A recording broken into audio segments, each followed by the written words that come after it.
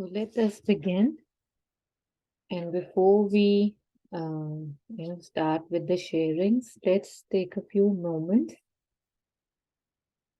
to just breathe and stay with the breath. As they say, conscious breath. So following a few breaths all the way in, all the way out.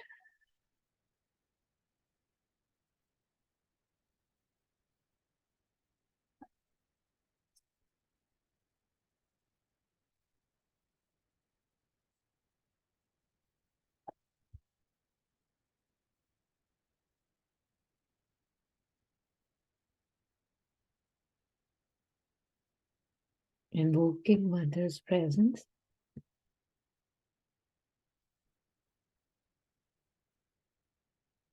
And praying that we can see through the veils and, gain something that we can actually incorporate in our lives through the readings and reflections.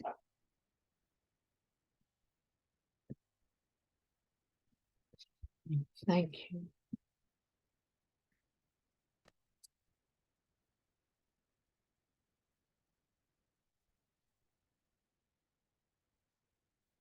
So there are a lot of compilations, from the passages of Mother and Sri Aurobindo. I asked Dalal, he's very famous and really good compilations. So I'd read a few, but I came across this new one, and I thought it might be a good, because it's a beginner's guide again. So it says, looking from within. And a lot of his titles are quite same: living within, growing from within, now looking from within. So, and they do give a very good insight into where we would want to go. So this is a seeker's guide to attitude for mastery and inner growth. So these are glimpses, gleanings from the works of Sri Aurobindo and the Mother, looking from within.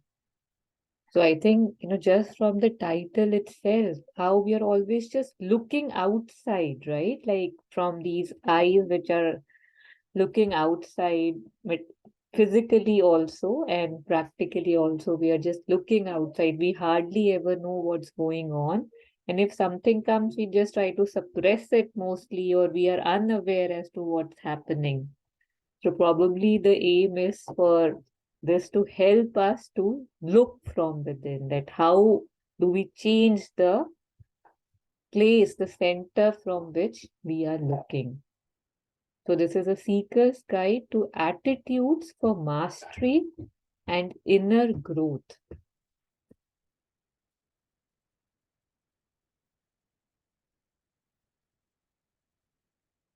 So I had shared this on the group, of course, if you want to go through it. So we'll start from here. Just an introduction, a passage, a quote from Sri Aurobindo from Letters on Yoga, volume 23. So would you like to read this for us? Thank you.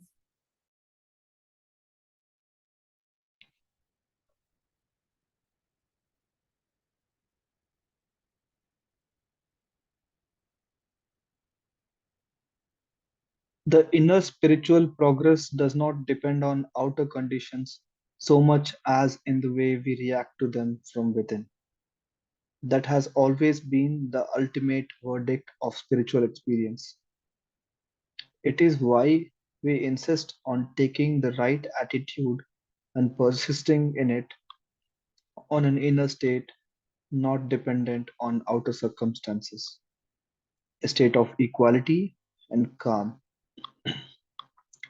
If it cannot be at once of inner happiness, on going more and more within and looking from within outwards instead of living in the surface mind, which is always at the mercy of the shocks and blows of life. It is only from that inner state that one can be stronger than life and its disturbing forces and hope to conquer. Sure.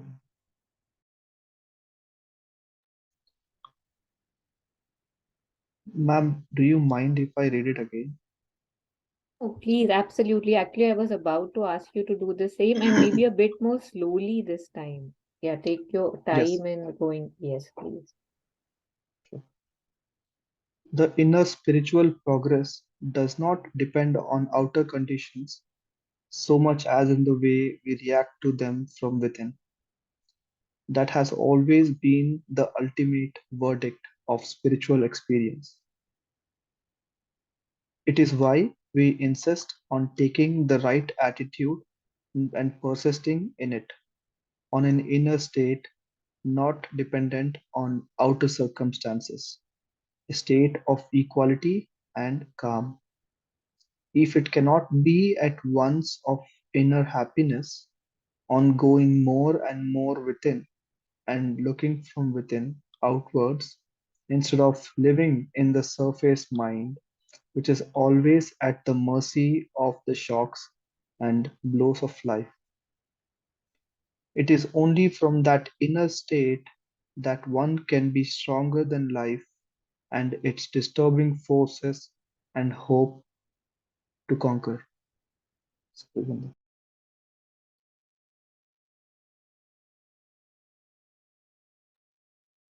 So, as I had, from the title that was visible, this looking from within. That's what I guess that's the crux here, that how we keep relating, right? If I'm reacting this way, I must be this. If I'm doing this, I must be that. How our judgment and opinions are based on the outer. So here it says that the inner spiritual progress does not depend on outer conditions. It's not that, if outer is all set, then I can go. We are told that many a times, right? That pehle ye kar lo. Like say, even if say, if I don't know, a lot of people say they want to do a lot of things and yet they are not able to do them because, they have this and this and this work. Or first, let me first clean the house and do this and take care of this, and then I will sit for meditation. Or let me take care of my all my duties, my chores, and after a certain age, I will look within. So here it defies that and it says that it does not depend on outer conditions so much as in the way we react to them from within. That has always been the ultimate verdict of spiritual experience. We believe that how it's happening outside, if I'm having a good life, a materialistically rich life, that means I must have done a good karma. If I'm going here and there, I must have done a bad karma. How everything is what I see, what I'm getting from outside. But here it's probably challenging that.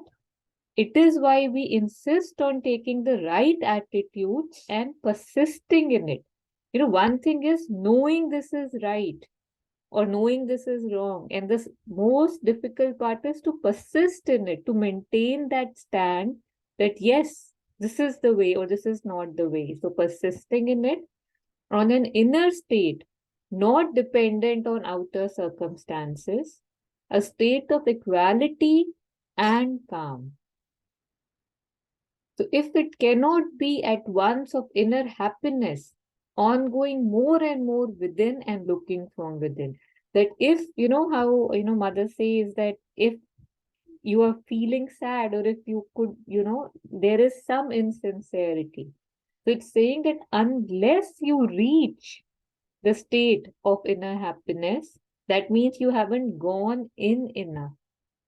How they say that, okay, when you're digging the well, you have to go on and go on and go on and on and on till you touch the water. And that's the sign that, okay, you have reached the depth from where the water is. So here the guideline is that till you reach that inner happiness, you keep going within, looking from within, outwards instead of living in the surface. So right now, what have I been doing and what I do? I live on the surface. I look at the circumstances and I make conclusions, judgments, I give reactions and actions.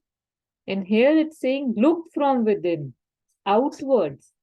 There's something inside, the center is inside, it's looking, oh, he's reacting this way, or she is reacting that way. Like I'm talking about my own self here, not anybody. So this is about to happen, she might just react that way because that's how she had reacted. How I can already know from my patterns and my, again, action reactions, how I react. Only if I'm mindful, if I'm vigilant, I know, and I would have, then the grace and the power to stop it as well. So looking from within outwards instead of living in the surface mind, which is always at the mercy of the shocks and blows of life. This is pretty evident, how I react to things, good and bad. It is only from that inner state that one can be stronger than life and its disturbing forces and hope to conquer. Like living on the surface, living at the surface, it's not a possibility for me to touch that, space of strength. And it's not possible that the forces, everything, it comes, it disturbs me, right? If something nice comes, I'm very happy. If one or two things come, I'm very sad. So if I'm doing that, that does is a very clear indicator that I'm living on the surface. And if I am okay with that, that's great. But if I am not, I'll have to go deeper and deeper within. How it's like a wheel. There's a hub and there's a surface, right? If there's something, say a pin sitting on the surface, and if the wheel moves, it moves the full circle, it moves, and it says, oh my God, up and down and up and down and up and down. So till it's okay with the up and down, it keeps going. But if it's tired and now it wants to do something about it, if it starts slowly moving towards the hub, you see how it starts moving, and when it reaches the hub, it doesn't move anymore, right? Hardly. It's just now just, kind of at one space and just changing directions maybe, but the center is exactly still, calm, equal. So that could be a good visual for this if we need one.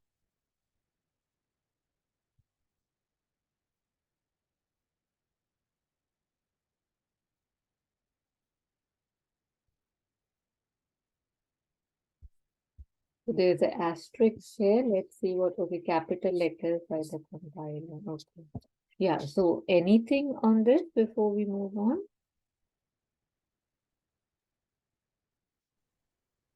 It looks very straightforward, but I've been going through the paragraph like 3, 4 times, and the more I read, the more it is becoming clear.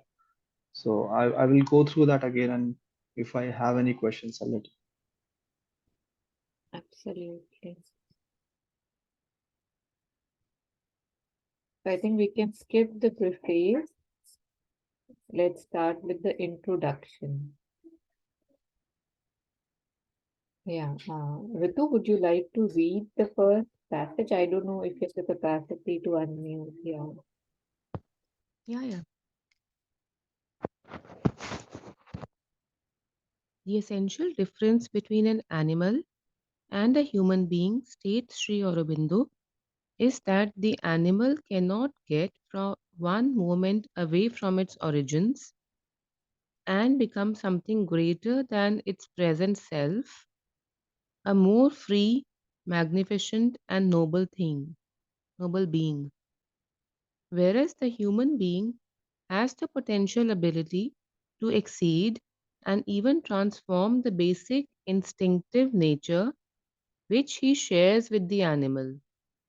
Therefore, whereas the animal always remains an animal, man can grow into a being who is as much above the human being as the human being is above the animal. I'll just read the last line again. Therefore, whereas the animal always remains an animal, man can grow into a being who is as much above the human being as the human being is above the animal.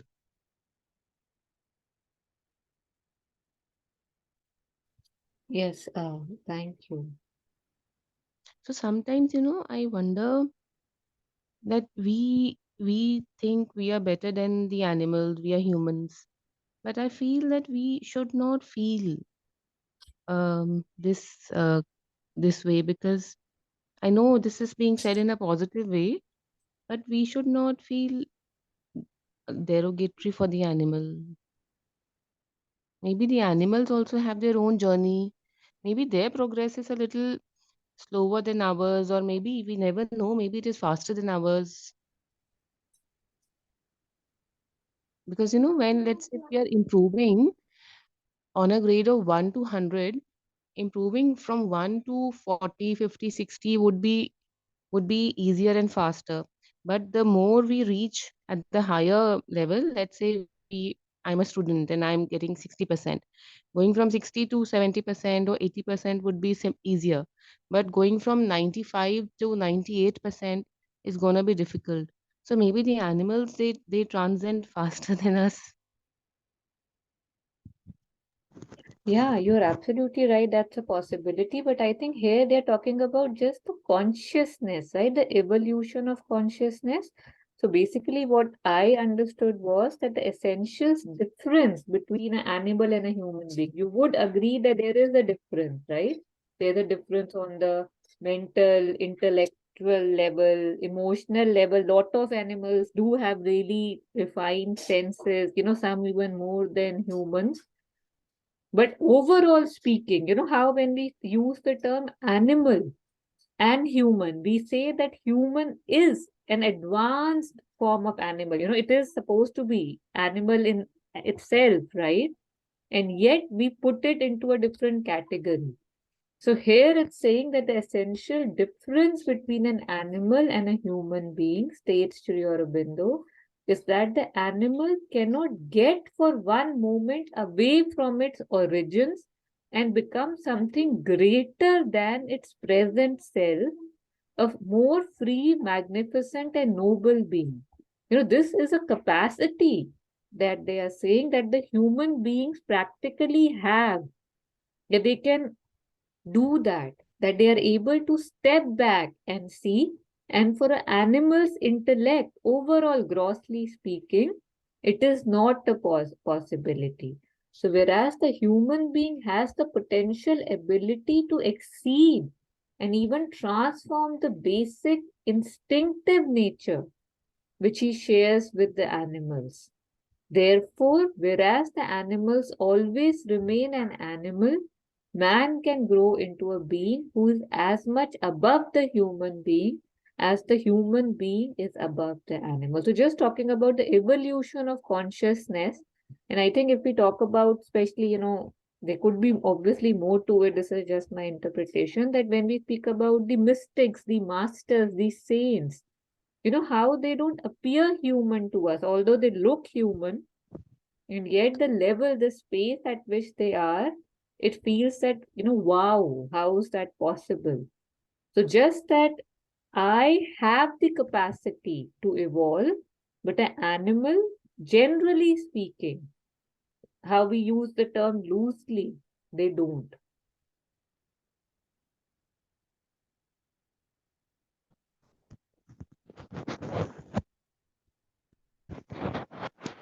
Here, especially, this line becomes something greater than its present self. I think that is the whole journey, right? That not comparing with anybody outside, comparing myself to within, if I have to, with my own self.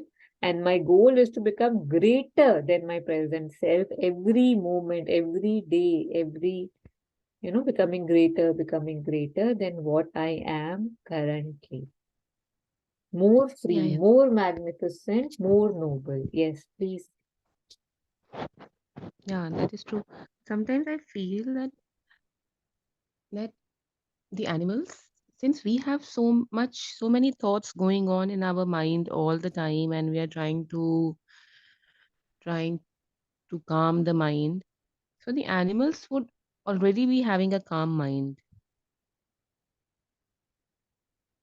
So maybe there is a, we don't know much, right? But maybe there's a possibility that animals also keep on moving higher and higher.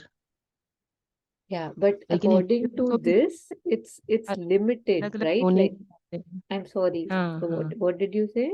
Hinduism में we say ना that we go into like, so let's say today I'm in the I'm an insect. Let's say after a few births, I might become a dog. Hmm. After a Hmm. few births, I would become a human being. Hmm. But if I'm a human being, I would always be born as a human being for many, many births. But here I think what it's trying to say, animal is just a context that is being used. I think one should not get stuck there. It's just saying that I say I've been born as a human being, and yet so much of me and so many of me, they live even worse than animals, right? So here it's Yeah. just, how it's like, कि jago, कि there's a awakening, a Mhm. call to wake up, that you can do better. You can do better. If I don't know, I think you were there in the heroic heart session where Jet Sunmala had written that, we live like, dogs, that okay, we go in the sun, we sit in the this, were you there at that time, that how it's like all about just comfort, all about just conveniences, and you're just getting fed, everything is, you know it is an animal life. So my capacity is to be more than that. Just grossly comparing that, right? That I can and I must be more than that. I think that's where I probably it feels that this is going. Yeah. Yeah, nothing against the animals at all. And even Sri Aurobindo, the mother, and so many other masters mystic have commented on, the evolved psychic being of animals. They have said that some animals have even more evolved psychic being than humans. But here, Okay. considering this book is being read by humans, right? So it's just kind of prompting them, waking them, shaking them, that you have the capacity to be more.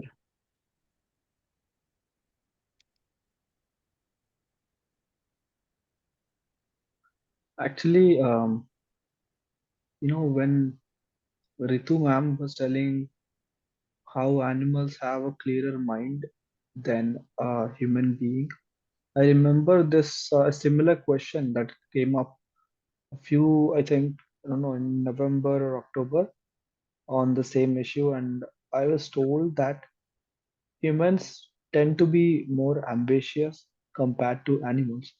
So the more ambitious I become, the more questions I will have for myself. The less ambitious I am, if I am, satisfied with what I have and I don't want anything more or anything less, then the number of questions also reduce, which can result in a clearer mind. Like if I give an example, humans want to go interplanetary. Animals at this point don't want. So I think that helps them have a clearer mind.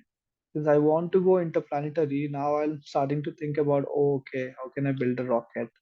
Okay, what hurdles am I going to face? Like, just an example, but the more chapters I have to read, the more questions I'm going to face. So that is one way, but also that it is only in theory. Like Ritu ma'am is saying that we don't know, or I don't know the way of animal being. I don't know. Maybe it is connected stronger to the divine, but this is one way that I've understood. Yeah. Yeah, thank you. Thank you for those reflections. Yeah.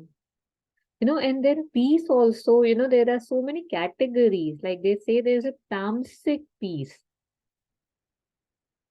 So there was this example given that, how there's the cows, especially if you're driving on Indian highways, how they sit sometimes in the middle of really busy roads, and everybody's honking and, going from here and there, and they're just sitting. And on one side, it feels like, oh my God, so much calmness, right? There's so much sthirta, so much stillness, and all that, nothing bothers. And yet that is not a peace that one should aspire for, because it's called a tamasic peace. It has nothing there. Like, there is, again, it's very dead. So, yeah, so you're like right that there are reasons, of course, that why it happens. And I know even Acharya Prashant, he had a very long video, I think 2.5 hours. The title was like Bazi Le Gaye Kutte, like as in we think we are above, and yet our dog lives. That's such a better life than most of ours in terms of the attitude, the faith, the devotion, the love that is there. But yeah, understanding what they're saying and moving on. Yeah, so second paragraph, whoever is ready, we can read.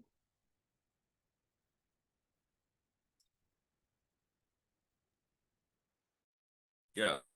The immense difference between man and animal is due to several distinguishing features of the psychological natures. First, consciousness in the human being has developed the power of detachment, that is, of standing back and observing things as a spectator.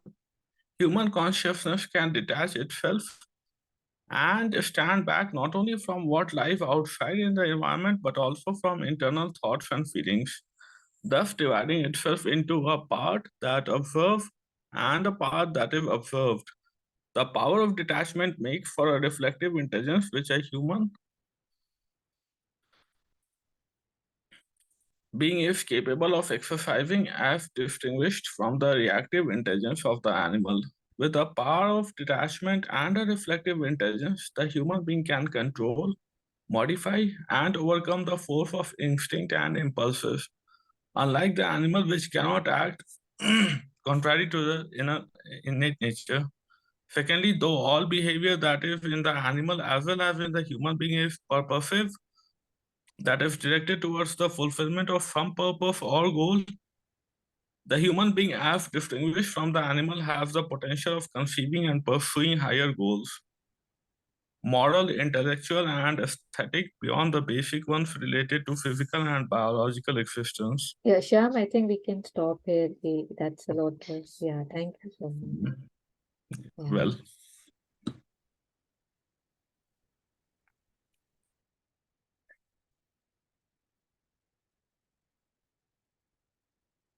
So here, just taking it again, that it says that the immense difference between man and animal is due to several distinguishing features of their psychological natures.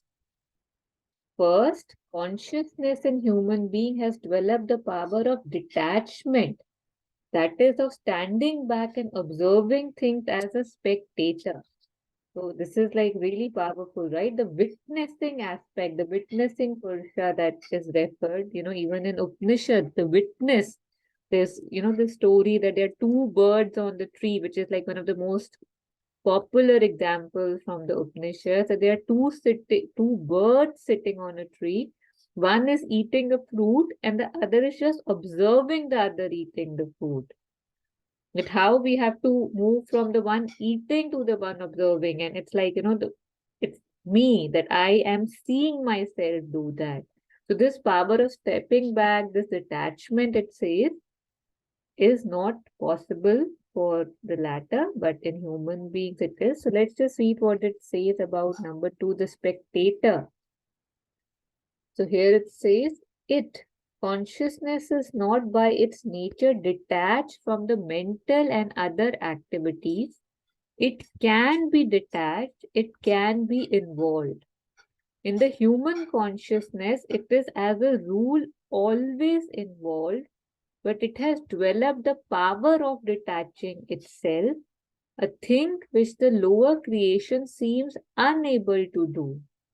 As the consciousness develops, this power of detachment also develops. So we are slippery slope. By nature, the detachment doesn't come, but it is something that we can develop when we know that, okay, this is also my possibility, when I try to step back, when I look at my actions, my feelings, sometimes when I'm doing something, a part of me steps back and looks at me doing it. It's saying that that is a power that the consciousness in humans has the capacity to develop. So that was about the spectator, the witness aspect. Anything on the witnessing aspect? Any clarity or any reflections? Because it's a very important thing, so maybe a pause is needed.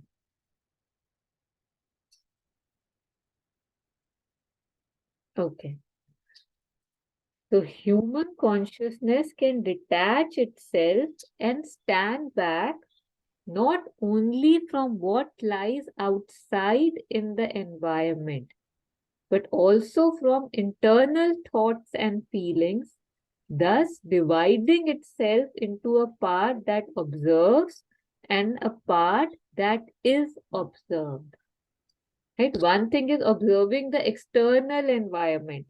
A lot of times, we are not even able to do that. How it said in the beginning also that, now stop living on the surface, look from within.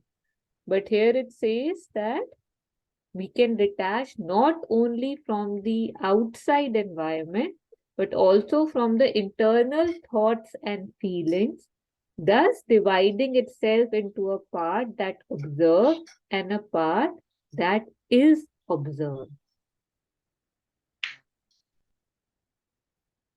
Yes, Chavi. Ma'am, when it says detach itself and stand back, it is talking about the higher consciousness, right? Because the lower conscious humans uh, tend to not be able to detach themselves. There is always an attachment which follows with, emotions and hurt if, if it goes wrong.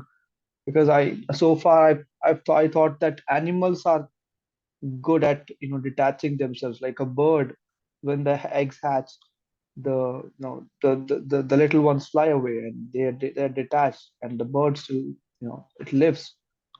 But humans, at least this sort of confused me, because humans tend to attach a lot.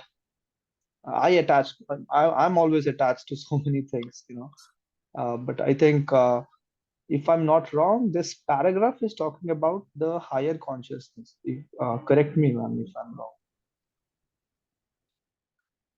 Yeah, I don't know higher or lower, but in general, how it's said about this consciousness, which has the capacity to detach.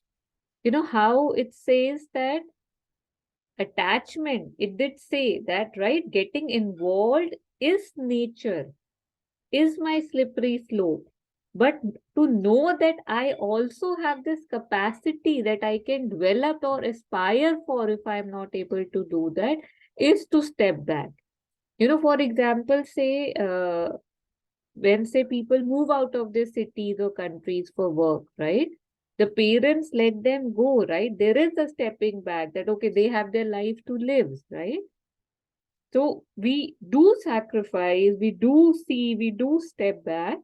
And for the birds, probably for me, I don't know, it feels that that's the natural way of it. It's not that it's detaching. It's thus that maybe it doesn't attaches only, right? Like this is nature taking place that, okay, you have to do this, you have to do this, then you have to teach them to fly, and they do fly. So, but for us, because we stick, like you were saying, it hurts, it pains, we go in the other directions. But here again, the attachment and detachment, I think, in addition to what you're saying, is to my own things, right? My own tendencies, my own patterns. I know something is bad for me. And yet, if somebody else says this is bad for you, I would fight with them. I would get angry. How dare you? But if I have to admit this to myself, I would say that yes, I do that. So just, looking at it from that aspect, that human consciousness can detach itself and stand back, not only from what lies outside, which we can do if we try, but also from our thoughts and feelings. That is why a lot of time when we have certain emotions which we are not okay with, we say we are not okay with, we are able to detach and see that it does more bad than good, right? And that's why we aspire to not have that, to have a certain composure and certain patience, like more patience, because that also is observation, right? Maybe it's after the fact, but it's there, and we aspire to have it before, so that we don't have to act. Yeah, so thus dividing itself into a part that observes and a part that is observed, that something in me is observing me while the action or the thought is taking place. And that is why, when we say that, when we talk about mastering ourselves, we are able to control, right? We are able to decide that, okay, no, I don't want to react. No, I don't need to go there. That also obviously is my possibility. I might not be able to do it right now. I might be able to do it in certain aspects, right? And for each is own, right? Like, say for example, like we were talking about, say, fender benders, right? So if there is a fender bender between two people, one at one aspect there could be that one person has killed the second person. But if, say, it happens to you, you could just say that, oh, okay, it happens to everybody, it's fine. Right? That is you being able to detach at some level, you being able to accept at some level that, yes, we do all make mistakes, it's all right. Yes, Shyam, please. Yeah, Taru, I didn't get what you were talking between the two people. Yeah, Shyam, I was saying that we talk about, say, we're talking about detaching or stepping back, right? Like right now here. So I was just saying that, say, there is a situation in which a fender bender has happened, right? Like your car got touched by somebody else.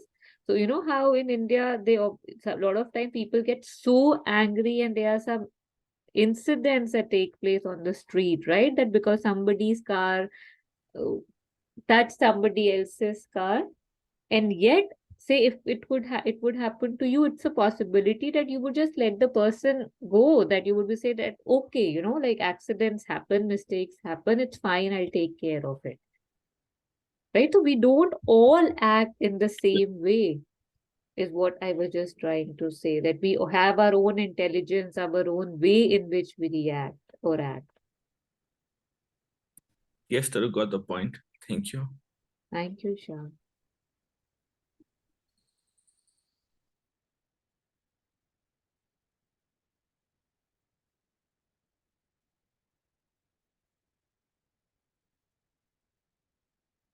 A lot of times it does happen, especially in, extreme emotions, that a part that is observing is trying to, tell the part which is in full flow that stop, it's not needed, stop, it's not needed.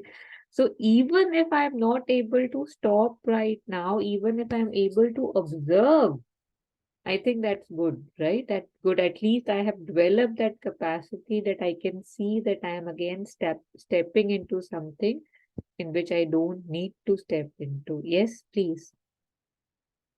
So, this line that dividing itself into a part that observes and a part that is observed.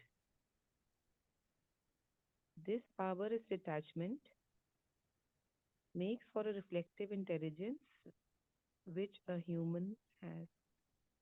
So, um, Your voice is very low suddenly. I don't know why. Maybe this headphone or something has gone further down.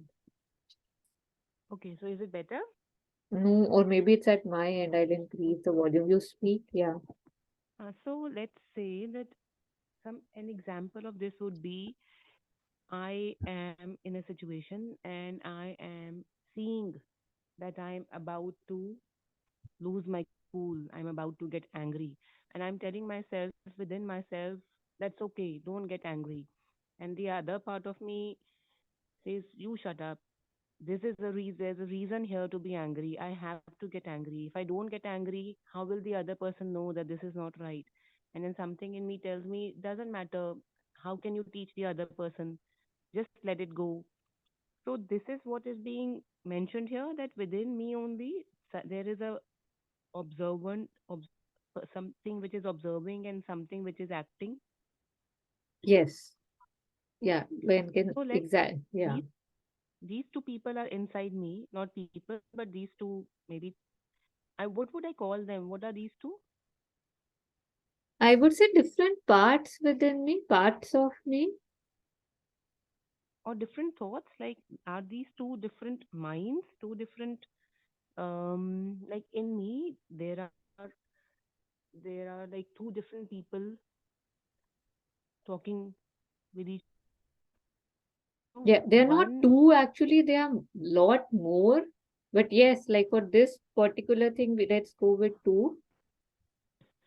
So, the one which is saying that I want to fight, I want to get angry, I want to prove myself that I'm right, and the other one which says that doesn't matter, things are bigger than this, you don't have to get involved. So, the one which is telling me to stop is my psychic being, and the one which is getting angry is my lower consciousness. Yeah, I think it would be difficult to have these terminologies very strictly done, but yes, the higher being usually doesn't want, the higher nature doesn't really want because it knows that it's really not important and it's fine. And the lower nature, basically the ego, right? It says that, अरे मुझे कैसे बोल दिया, अरे मैं बताता हूँ, that thing that always is ready to fight and stand and justify or trying to reprimand. So yes, the lower nature and the higher nature, one can say that. But actually, if I think about it, both of these are like thoughts. There is one positive thought, there's one negative thought. So anything which kind of takes me to my own identity is my ego thought. And the other one which takes me to the simpler nature of me, the higher nature of me, is the psychic thought. I mean, something like that. But then these are both thoughts, or these are, I mean, because it's abstract, no? It's difficult to understand. So these are like um, more than thoughts. Yeah, like you said, it's like, in Harmony Circle, we had taken a topic called I am not one, I am many.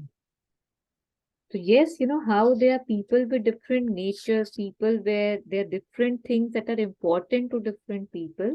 So similarly, there are different entities, there are different parts of me. One wants peace, the other wants, I will prove, the third one is totally disconnected, doesn't want anything to do with anybody. So it's weird to say this. And yet, when you look within, you are able to see this. So basically, anything that takes me towards simplicity and peace. Again, not, again, yeah, let's not go into what type of peace, but basically, simple things is the higher nature. It doesn't want to get involved in the petty. It can be somewhere else. Say, it can be with, say, if you do chanting with the chant, he would rather be with the chant than fighting over petty battles. So anything that pulls me into those things, again, if say a battle is worth fighting, it must be fought. But it's about the pettiness of things that yes, I am fighting, but what am I fighting for? Say a Bhagat Singh, I cannot say that, oh my God, see, he was operating from lower nature, बेकार में इतना कुछ कर लिया और इतनी छोटी उम्र में जान दे दी. What was the use, right? But the point is that the battles that I am fighting on a daily basis, they are not taking me anywhere. They're just kind of, I'm digging my own grave through them. Like they're just taking me further down, proving nothing. under the pretexts of like you just shared कि उसको समझ तो आना चाहिए, उसको lesson तो मिलना चाहिए, समझ किसी को कुछ आता ही नहीं है, किसी के बोलने से और चीखने चिल्लाने से क्या आएगा? And yet I do that. Yeah, it's quite amazing. Like there are so many different us in us. So I mean, I don't know how it works. Ritu, I think the most important thing, if one cannot really, comprehend everything, which we cannot, because again, we are limited in our mental capacities also. But just to even know that I'm not one, I am many, right? It kind of gives the room for the other because it's very confusing sometimes. That if I want to fight, who's the one who's trying to stop? If I should stop, why am I fighting? So just knowing that there is more than me, one me that lives in. And now, how that story of the good wolf and the bad wolf, which wolf grows, the one you feed. So that kind of a context, but I would say there are many wolves, not just black and white. Yes, Sham, please. Yeah, Taru, it was enlightening what you were saying, that how they say now that you sow an act and you reap a character, you sow a character and you reap a destiny, like that. So I find it quite relatable. And what And Ritu was saying, उसको समझ में आना चाहिए. Once in a blue moon, we ought to do that when people cross the line. Not always, but once in a blue moon. Because there are people of all sorts and variants.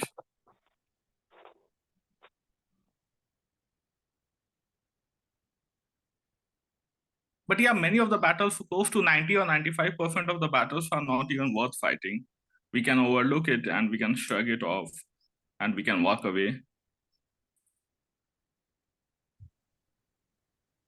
And Shyam, the 10% that you are saying that deserve my fighting or reactions, that too you'll soon realize, in life that too is my own weakness. It's not up to them, like we were, discussing in some other session the other day that about Buddha, that there was something that, people were saying something and he wasn't getting angry, and then, a person got mad that why don't you get angry? And he said, I don't have the seed of anger within me anymore. The one who can get angry, he's not there anymore. He doesn't live in this house anymore. So that too is my, even if I can't see it, I must know that the 10%, the 2%, the 1% that I am saying there it deserves, that too is my own incapacity to accept things for what they are, and that's okay. At least I know if I can't, it's absolutely fine. And yet knowing that it's if the other can trigger me, it's my problem, my weakness, my inability, and I can dwell up further, I can dwell up further.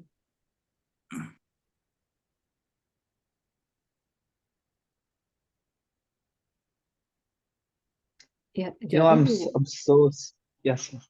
I'm so sorry for being silly, but when Ritu ma'am was talking about the good and the bad, I couldn't help but imagine Tom and Jerry.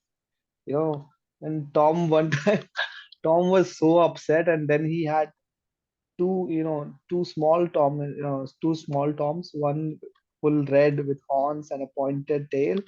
He's telling him that go kill Jerry, and then there is the the saintly looking Tom with a ring on his head and feathers, and he's like, oh, don't do anything, and he still listens to he still listens to the bad Tom. But based on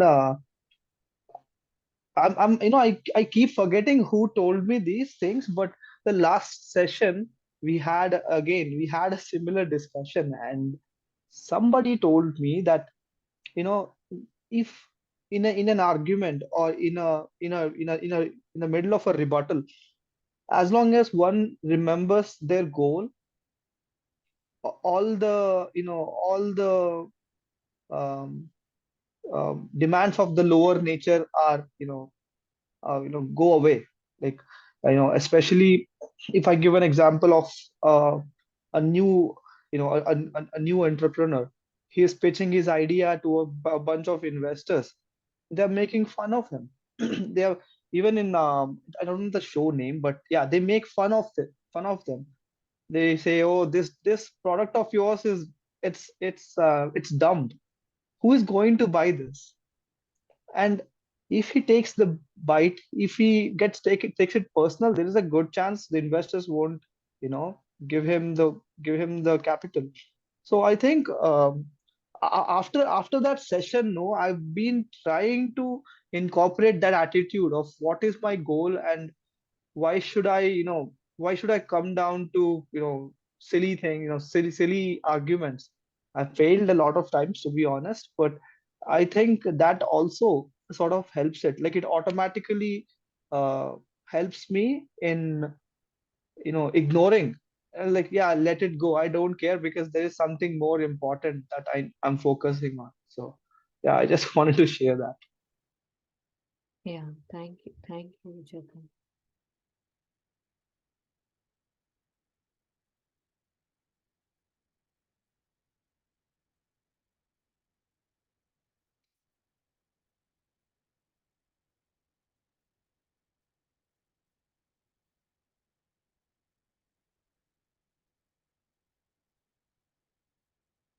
Just reading from here again, human consciousness can detach itself and stand back not only from what lies outside in the environment, but also from internal thoughts and feelings, thus dividing itself into a part that observes and a part that is observed. This power of detachment makes for a reflective intelligence, right? If I'm too close, if I'm standing on top of it every time, every moment, I won't be able to reflect on it. But because I'm able to step back and there is an observation happening, this detachment makes for a reflective intelligence which a human being is capable of exercising as distinguished from the reactive intelligence of the animal. So in animals, they are saying there's some action and there's a reaction. There's no reflection. क्या मैं करूं? क्या ये उचित है? Like that discernment is not there.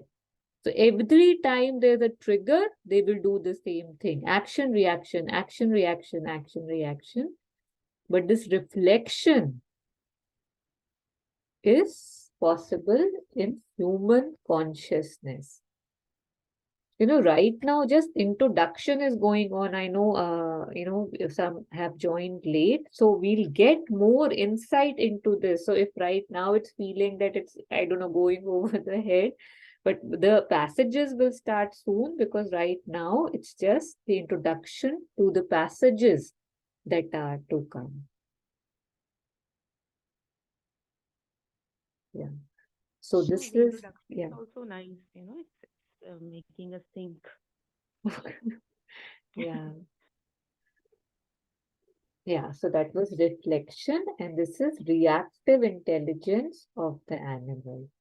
So, with the power of detachment and a reflective intelligence, the human being can control, modify, and overcome the force of instincts and impulses, unlike the animal which cannot act contrary to its innate nature. So the power of detachment, it said, and reflective intelligence, that no, this is not doing anybody any good. You can see that because you have stepped back.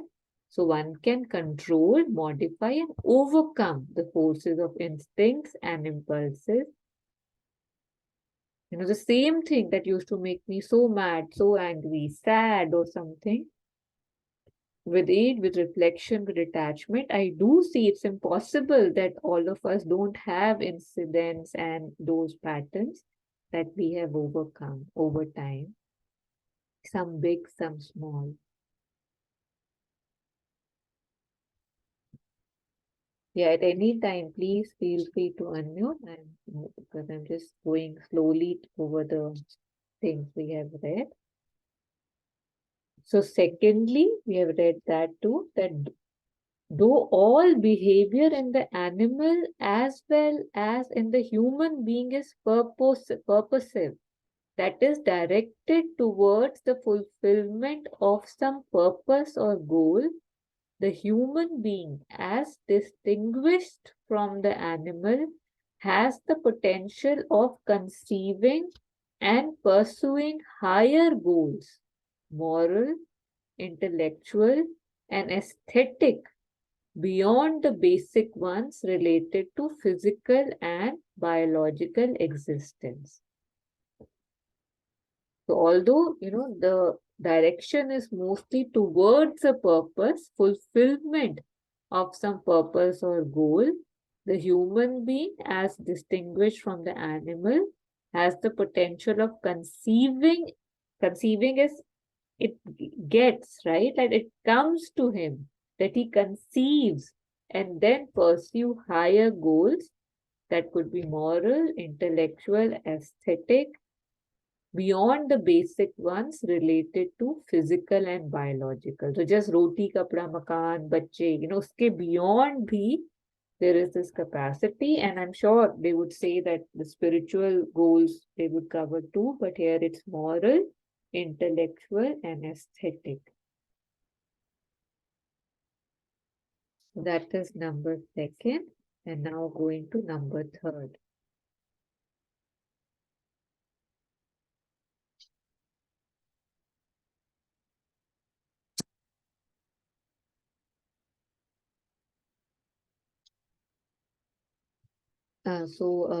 Would anybody like to read it?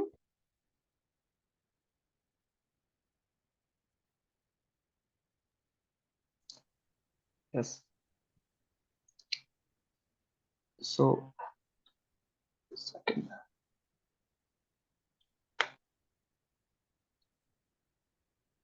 Okay. Thirdly, the more highly developed human being, in contrast to the animal, is discontented with what he is and feels an urge for growth towards what he conceives to be an ideal state of being. I'll read one more time. Thirdly, the more highly developed human being, in contrast to the animal, is discontented with what he is and feels an urge for growth towards what he conceives to be an ideal state of being. Discontent. Yeah, so basically that inherent discontentment, right? This thing that I can be better, I can do better, life has to mean more than what I am currently living. This need, this urging towards perfection, growth, evolution, to be more peaceful, more still, more kind. Even though I'm not able to, I might not be able to become it. Yet there is this thing, right, that pushes me, that pushes me. You know how it's said that even if you don't do anything actively, nature in itself is taking you towards more evolution, more growth. That push is there. And yet, if you get on board with it, the progress is faster. So I can be, that is great. But here again, the talking about the discontentment, like animals, they say are content, but there is a basic discontentment in human beings, and they feel an urge for growth towards what we conceive to be an ideal state of being. So, if one is very materialistic, he would have material goals and aims, right? But there's always something that one is aspiring for at any level that they might be aspiring for. And yet there would be within us people who would just say that, no, I'm okay. And more, again, a lot of it is that laziness, that tamasic nature, where one doesn't want to move. And that's okay. But overall the discontentment is there. Yeah.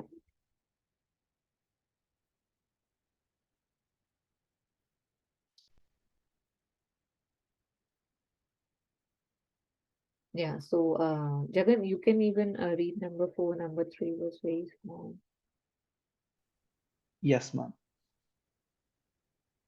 A fourth distinguishing human characteristic, and this brings us to the subject matter of this book, is that the human mind, unlike that of the animal, can look at something and react to it from different perspectives. In other words, the human being can adopt different attitudes to the same thing, event, or circumstance. The enormous significance of this human characteristic is implicit in a statement made by William James, one of the most celebrated psychologists. The greatest discovery of my generation is that men can alter their lives by altering their attitudes of mind. Yeah. So I know when I was briefly looking at it, the first chapter spoke about attitude. So I think they'll be taking it in more details. But just sticking to what we have read, so a fourth distinguishing human characteristics is that the human mind, unlike that of an animal, can look at something and react to it from different perspectives, right? Like we can weigh, we can see things from here and there. We can be the devil's advocate, we can be the one who really wants it. So, all that thing that goes on.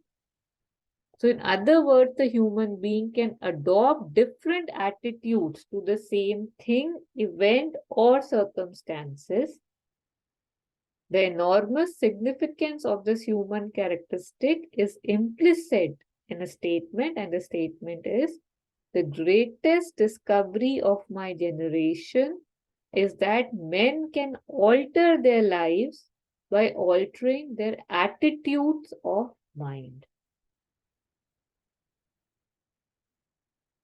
So, like, Ritu, it reminds me of what you were just sharing, that it's all about a thought, right? And thought is originated from the mind. So it's affirming what you were saying, that I can alter my life by altering my thoughts, by changing the attitude of my mind.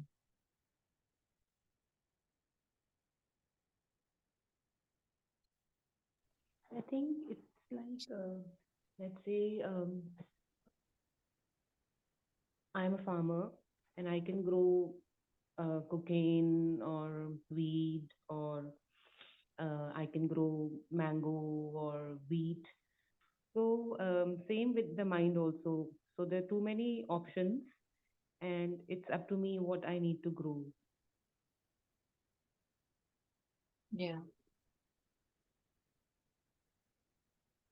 Like Thich Nhat Hanh says, like all the seeds are there, but depends which one you want to water. Yeah. Yeah.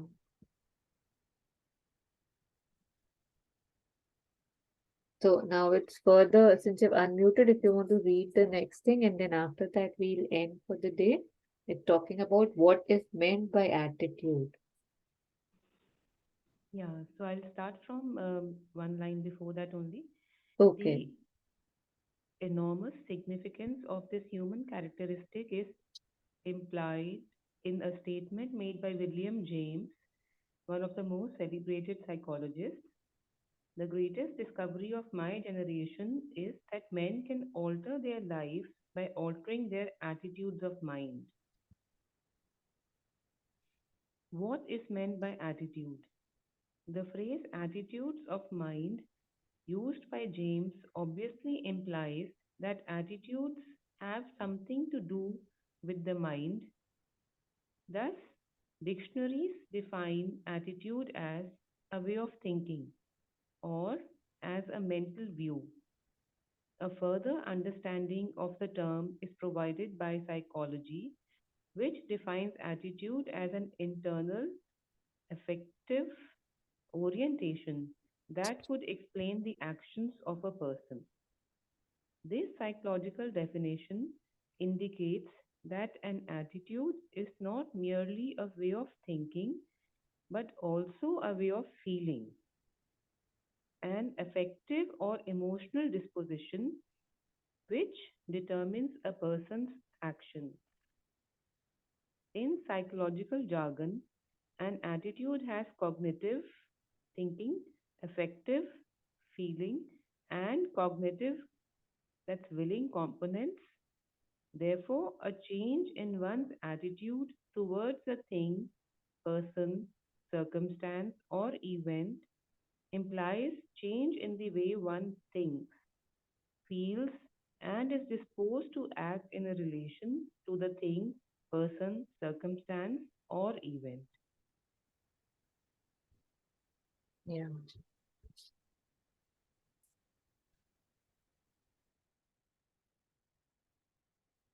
So attitude is not just the mind it's saying. So although it feels that it is the mind, but the dictionaries define attitude as a way of thinking or a mental view, it's said, but a further understanding of the term is provided, which defines attitude as an internal affective orientation. Affective, it says, is feeling. So internal feeling orientation that would explain the actions of a person. That why, how we talk about attitudes, it depends on how one is mentally feeling as well as feelings. This psychological definition indicates that an attitude is not merely a way of thinking, that was what basically comes to us, but also a way of feeling, an affective or emotional disposition which determines a person's action.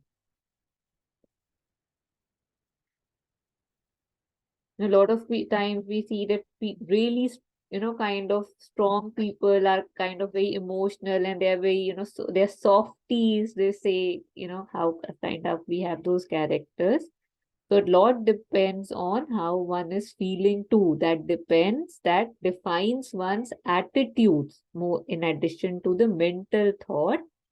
So an attitude has cognitive, which is thinking, affective, which is feeling, and conative, which is willing components.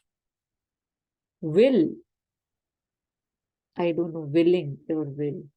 Therefore, a change in one's attitudes towards a thing, person, circumstance, or event implies change in the way one thinks, feels, and is disposed to act in relation to a thing, person, circumstance, or event.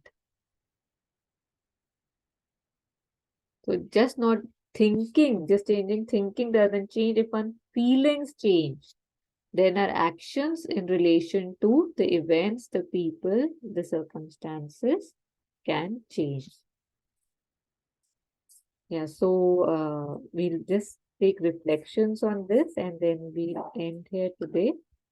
So this was the introduction, and yeah, any reflections, comments on what we just read? Ritu, if you're talking, you're muted. I don't know. There's some highlight on your screen. Yeah, Jagan, were you planning to unmute? Okay, sorry. I thought you're reaching out and I took with those. No, Yeah. I got a phone call, so I had to disconnect. So, Okay. Yeah.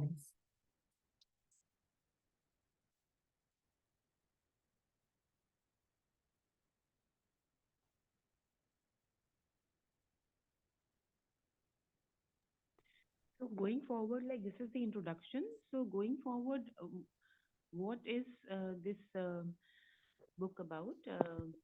Yeah, we had read this in the beginning that basically, if you look at the title, right, looking from within, right, that's the title, looking from within. So, this is a seeker's guide to attitudes for mastery and inner growth. So, basically, how we are dwelling in the surface consciousness and we are making sense of things. So, here it says that go in deeper, go within and look from within, and then you will understand the real significance of things, and that would, like it said, it would affect your attitude, because just operating from the surface, we would not be able to change much. And so your attitude would take you towards mastery and inner growth. Okay. Yeah. Yeah, so we had read this. We can maybe end with this again, what we had read, that would again would be helpful. So would you want to read this? So this is the Yeah. opening quote for this book, selected from Sri Aurobindo's Letters on Yoga. The inner spiritual progress does not depend on outer conditions so much as in the way we react to them from within. That has always been the ultimate verdict of spiritual experience. It is why we insist on taking the right attitude and persisting in it. An inner state not dependent and on in an outer circumstances, a state of equality and calm. If it cannot be at once of inner happiness, ongoing more and more within and looking from within, outwards instead of living in the surface mind, which is always at the mercy of the shocks and blows of life. It is only from that inner state that one can be stronger than life and the disturbing forces and hope to conquer. Sri Aurobindo.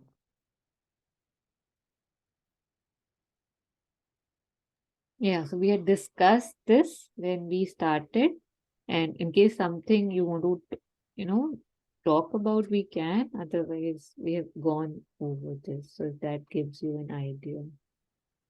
So moving Yeah, from the this reminded me surface, of yeah. yeah, of a video of Sri Sadhguru, wherein he says that a person he came to my ashram and he said that I'm very upset. My mother-in-law disturbs me. My wife irritates me. My children don't respect me. So Sadhguru takes him in and he says that okay, so now that you're in the ashram, you will just um, be here. I mean, follow the rules of the ashram. So again, he stays there for a week and then he again starts complaining that this is not right, that is not right. So Sadhguru tells him that it's not the circumstances, it's the misery is within you. So you are breeding misery, not the circumstances. So it's a similar thing, we just look outside and I think every time the problem is within us only. Mm. Yeah, you know how it's said that there is no other, right? We are always talking about other, and yet the statement is there is no other. There's just you, and if there's anything that needs to be done, it's on you, in you, with you. So yeah, It's so effortful to say there is no other. It's always my problem. I mean, yeah, I am just probably, the source of yes, everything. yeah. It's so easier to blame. Yeah, it is. And then we don't have to do anything, right? We can just say, oh, it's the other. So if we want to actually change things, if we want to just blame and just, take rasa out of it, then the other approach is really good. But if we actually want to do something about what's happening, then there is no other. There's just you. Yes, Chagan, please. Yeah, I remember the I we perspective that you offered one time. I kept on saying Yeah. we. The moment I started saying I, it absolutely changed my perspective of things. And I'm looking for answers. I'm trying to find answers for myself more than for others. So yeah, it's Mm, absolutely beautiful. yeah, it is. Yeah. So I have shared this PDFs of this book, and of course I'll be sharing the recording in case you want to listen to the first part. And so we'll take this up. In case we don't resonate, we can stop in between, but I don't see why we would not resonate. So let's see. So this would give us a bit more structure, right? It's a structural way in which it's taking us towards, the various things. So here it's basically, if you look at the section, so there's looking at life and circumstances, attitude, power, spirit, listening to the inner law, spiritual life, circumstances, looking at oneself and other is the next one, action and work, ordeals and difficulties, attitudes on the path. So I just felt that, it's relatable, these things, and it might be nice and we might resonate. And yeah, so before we end, just, taking few moments just, of gratefulness and appreciation that we were able to take out this time and reflect, on the words of, Sri Aurobindo and Mother, and praying that, how we are aspiring and striving to move towards more simplicity and peace. May everyone have this peace. May everyone have simplicity, true peace in their lives. May all beings be truly well and truly happy. And sharing the merit from this session with everybody, those who could join, those who couldn't join, and everybody else. Yeah. Thank you so much. Yeah, and have a good So in this weekend. prayer, it's the other way around, like Jagan was just said, that you told him to change the word from we to I. So in this prayer, it's like going back from I to we. Yeah, yeah. Because I Because a am lot of part times, of the we. Yeah, yeah. So we are yeah, so a clever, lot of na? times when We I'm take. saying this prayer, Yeah, I'm always thinking, मेरे में ही नहीं है, मैं क्या wish yeah, करूँ दूसरे के लिए. um, But when we are saying we, it includes I. yeah, So here it's difficult to mm, understand it like that. mm, We are clever. I mean, whenever we want to change from I to we do yeah, that. But when it yeah, is like sharing, then we don't want to do it from I to we. yeah, When it's blaming, we want to do it from I yeah, to we. yeah.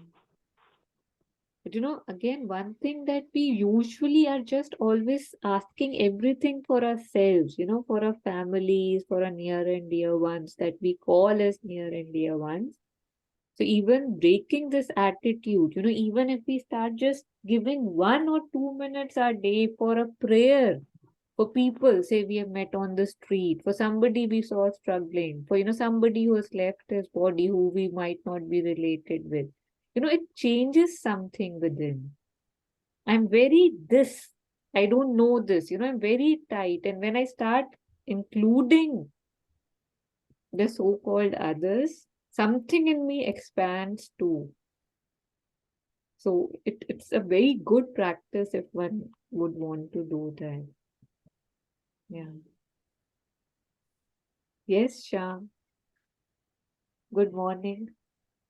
Good morning. Mm. So I'll Sham, it's should- Thursday.